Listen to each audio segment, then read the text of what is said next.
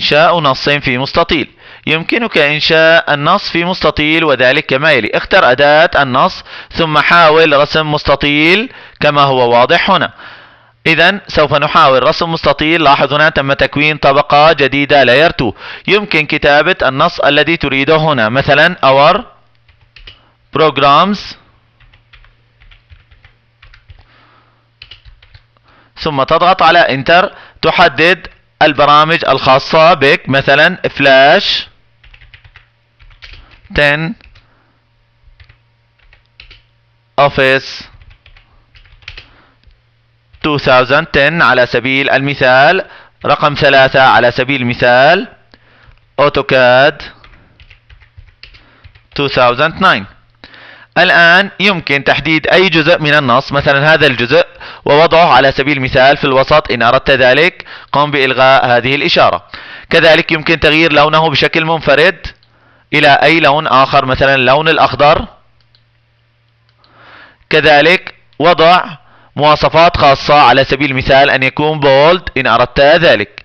يمكن تكبيره أو تصغيره إن أردت ذلك. لاحظ تم تكبيره أو يمكن التصغير له.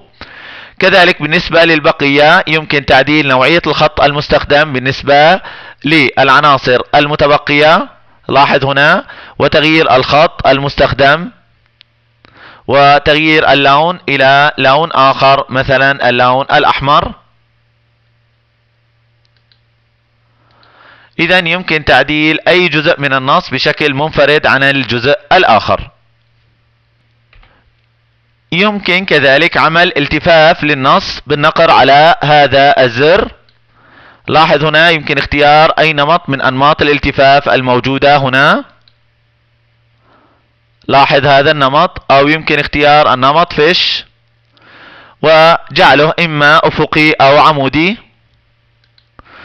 يمكن تغيير نمط الانحناء. كذلك يمكن إضافة تشويه أفقي أو تشويه عمودي أو الاثنين معا إن أردت ذلك.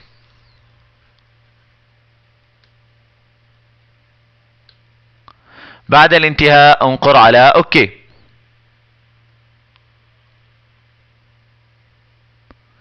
انقر على أداة Move Tool لإنهاء عملية تحرير النص.